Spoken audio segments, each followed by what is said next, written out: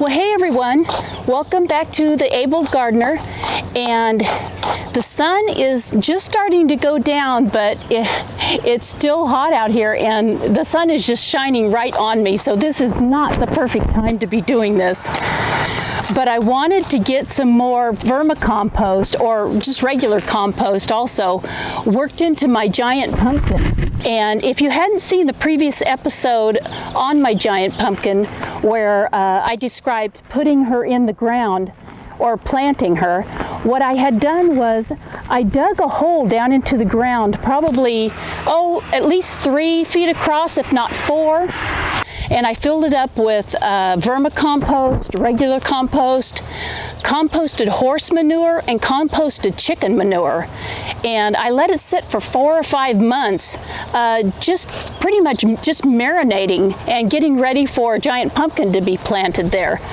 So what I've done in the meantime while she's been growing is I've been adding compost and vermicompost to the pile, or to this area, this little mound where she's growing out of. And that's just me feeding her probably a good, once every 2 weeks, I would say, I do this. And I just work it into the ground, and then I put the water on, and I water it for at least a half an hour. So just a basic history on this particular pumpkin plant. This is an Atlantic Dill pumpkin, and those are the pumpkin plants that they grow to get a giant pumpkin. And I started the plant sometime in February inside in my greenhouse, and out of 6 seeds that I got, one of the plants just went crazy, more than the other 5. And I knew that that would be the pumpkin I was going to pick to grow my giant pumpkin. So I got her out here and I planted her in the mound, probably sometime in, I would say in early April I put her out here. And then she just, the plant just took off, and it's been growing like crazy ever since. So let me get a little bit of water because I want to soak this vermicompost in.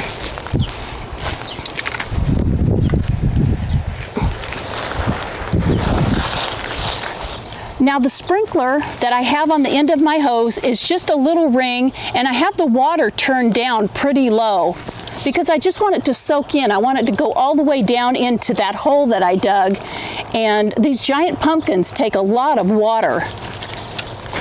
Okay, now I'm going to just soak in that vermicompost. Now I had talked to several different people online about how much water a pumpkin needs, and I was told by a man that grows giant pumpkins all the time that he waters his pumpkins every single day. And I hadn't been watering her every day, but I am now. So I'm just going to leave that on there for about 20 minutes to half an hour. Let that soak through the vermicompost and all those nutrients and take it down to the deep roots.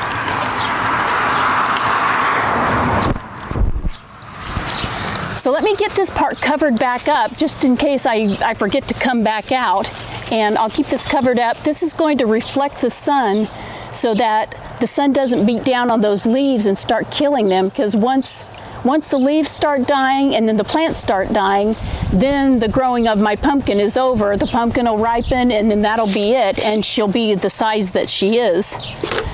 So let me take you around now. We'll go see Polly, and I'll show you how big she's gotten.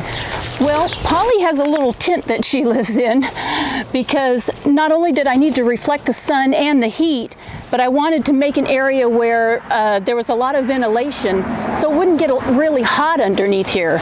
One day I came out and I put my hand on the pumpkin, and it was so hot that no wonder she was starting to turn orange.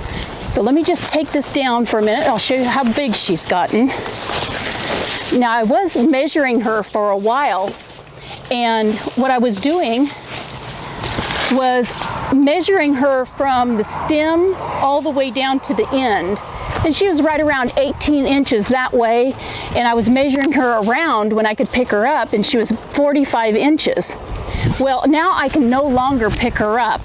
So when she was still small enough to pick up, I had put her on a pallet with some bubble wrap underneath, and then realized that she needed a little more padding. So I found someone who was throwing a couch away, and I took one of the cushions and just took the padding out of the cushion, really, and it's 6 inches of foam, just a foam rubber. So that's a pretty good base for a giant pumpkin, all that foam.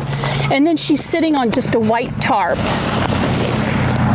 She's so big now that I can't lift her up. I can't even budge her. So I don't know how much she weighs, but there is a way that you can measure a giant pumpkin and figure out how much she weighs. I just haven't done that yet. I haven't looked up, how to measure a pumpkin for the weight. But the measurement now from the stem to the end is just about 27 inches. And I haven't measured her around yet, but she's almost 45 inches just from this side over to this side. So she's put on a lot of weight, and she's put on a lot of girth, which is good because she was really flat for a long time. I mean, she was almost pancake flat, and she had this little dent up here in the top. I didn't know if she'd ever start getting round, but she stopped growing lengthwise and started growing round, which was really good. I was happy about that. She is putting on just about at least ½ an inch in length a day, and I'm not sure about the width yet. And she's grown even up to an inch or a little more in one day. It just depends on how much water I give her and whether she's putting any energy in other growth just around the vines. So I was told that you leave the main vine on the pumpkin. You don't have to have your pumpkin on the main vine, but you leave the main vine. And then there are secondary vines that come off of that main vine, and you can leave those, but you should take off the third vines or the tertiary vines that come off the second ones. So I've taken all those off. And I guess also you're supposed to take off any new growth or any other pumpkins that are coming out, which I've done that. And maybe once a week I walk around the pumpkin to see if it's put out any new growth or new vines. And how on squash and pumpkins, things like that, where they have new growth and it just looks like a fuzzy little tip. You can just take that, you just break the fuzzy tip off where the plant's growing, any new growth, and that way it'll put its energy back into growing the pumpkin. But I'm really proud of my giant pumpkin. I'm really excited about this, and I want to grow such a big pumpkin, but I know that's a lot to expect for your very first year of growing a giant pumpkin.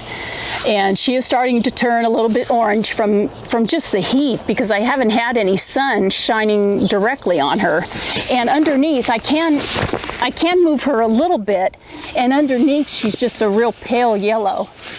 But later on, at the end of the year, when the vine has died and she's reached her, maximum weight, I will harvest the seeds out of this pumpkin, and I'll have those seeds either for sale or I'll give them away. It doesn't really matter.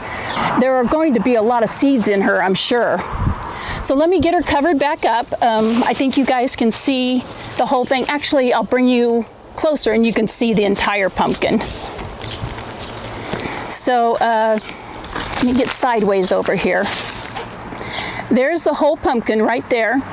And I'll use those calculations that they give you on the internet of how to figure the true weight by just doing different measurements on the pumpkin. I just haven't looked that up yet, and I was just looking to see how big her stem was. Now, the vine that comes to the pumpkin, it had started cracking, and I was, a little worried about the cracking stem and her sitting up so high up on this pallet. But I took a pair of pantyhose and I just took one side, I wrapped it around that cracked vine, and it seems to be holding really well. So I'm going to get Miss Polly covered back up and make her little tent. So like I said, this tent is just to reflect the sun's rays from heat and from the light.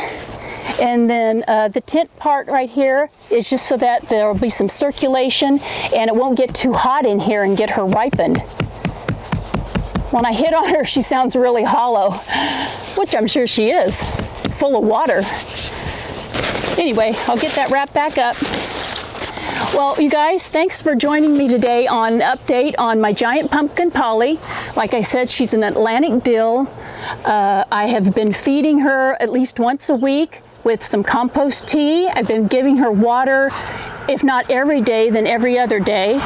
And if you guys have any other suggestions for me on how to grow a giant pumpkin, what I'm doing wrong, or something else I could be doing in addition to what I'm already doing, then please put a comment down below and let me know. I really would like to hear any information you guys have out there, because I'd like for her to get to be, I don't know, a good weight anyway. You know, maybe 500 to 700 pounds would be great. Now, the Guinness World Book of Records giant pumpkin for last year was an Atlantic Dill. It was grown in California, just about 3 hours from here, in Napa, California. And I can't remember the name of the man who grew the pumpkin, but it ended up being a little over a ton. I think it was 2,046 pounds, something like that. That was last year in Napa. So Napa weather is a little bit different than ours. It does get a little bit cooler at night than we do here. Our heat seems to stay pretty much hot all night long here. It does cool down a little bit though. So Napa has a little bit different weather, but they're growing some really big pumpkins in California, and hopefully Polly will be one of them. I just need to keep the vine alive, keep her cool so she doesn't ripen too fast, and I think I'm pretty good to go. So like I said, please give me any suggestions possible that you can think of. If you like my channel, please subscribe. If you like this video, please hit like. And if nothing else, just put a little comment saying hi and nice to see you. I'd like to know that you're out there watching. So I'll talk to you guys later. Have a good day and happy gardening. Bye-bye, you guys.